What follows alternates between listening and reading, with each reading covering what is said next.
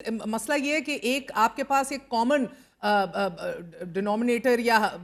دیکھ لیجئے general retired Pervez Musharraf کے طور پہ ایک ڈکٹیٹر سامنے کھڑا تھا جو سارے وکلا جو ہیں وہ یکجا ہو گئے، ایک ہو گئے، یونائٹڈ ہو گئے. آج کیونکہ نون لیگ کے دھڑے بھی ہیں، پی ٹی آئی کے دھڑے بھی ہیں، پیپلز پارٹی کے دھڑے بھی ہیں. there's politics within the bars as well right now,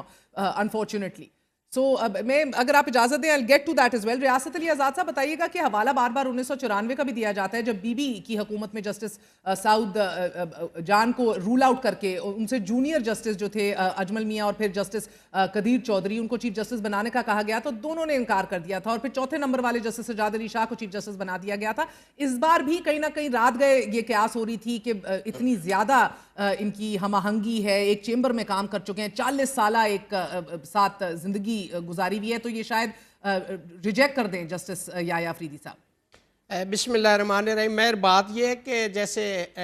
ابھی محیط صاحب فرما رہے تھے، میں ان کی بات سے بالکل ایگری کرتا ہوں. دیکھیں اسلام آباد بار کا بھی آپ نے نام لیا ہے، بار کونسل کا، یہ میرے علم میں نہیں ہے کم از کم، چونکہ ہم نے پاکستان آل پاکستان لوئر کنونشن کے اندر اسلام آباد bar council, district bar association اور اسلام آباد ہائی کورٹ بار ایسوسیشن نے ان پرپوزڈ امینڈمنٹ کو ریجیکٹ کیا تھا. اب دیکھیں جہاں تک یحییٰ افریدی صاحب کی ذات کا تعلق ہے تو اس پہ کسی وکیل کو کوئی وہ مطلب اعتراض نہیں ان کی ذات کے حوالے سے. بہت اپرائٹ انٹیگریٹی والے پروفیشنل بہترین جورسٹ جج ہیں اور میں سمجھتا ہوں کہ وہ عدلیہ کا ایک ایسٹ ثابت ہوں گے. لیکن ہماری ریزرویشن کیا ہے کہ جو ٹرائکاٹمی آف پار کے اندر اور جو ایک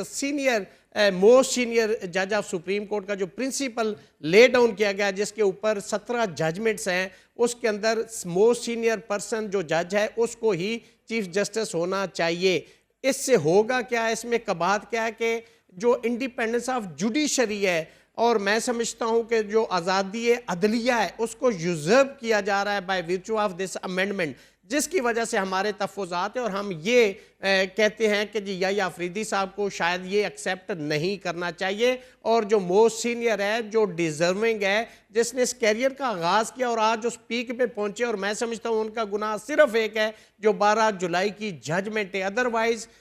میں سمجھتا ہوں کہ سید منصور علی شاہ صاحب جب chief justice Lahore high court تھے تو ان جیسا جوڈیشل ریفارم کوئی چیف جسٹس پورے پاکستان میں نہیں لا سکے. اور میں سمجھتا ہوں کہ اگر وہ چیف جسٹس سپریم کورٹ ہوں گے تو جتنا جوڈیشل ریفارم اور اس ادارے کے قد کاٹ میں اضافہ ہوگا،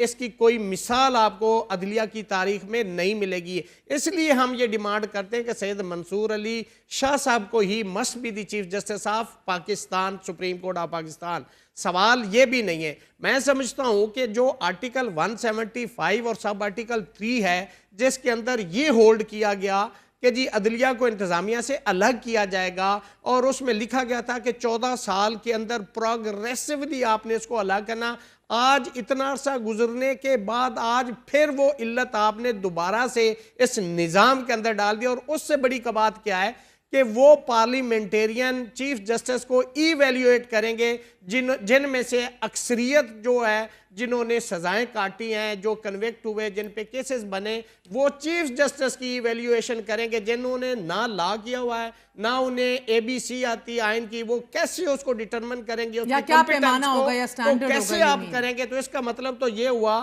کہ ایک نیورو سرجن نے جو آپریشن کرنا ہے وہ ایک ڈنگر ڈاکٹر آپریشن کرے گا تو اس کے نتائج کیا ہوں گے.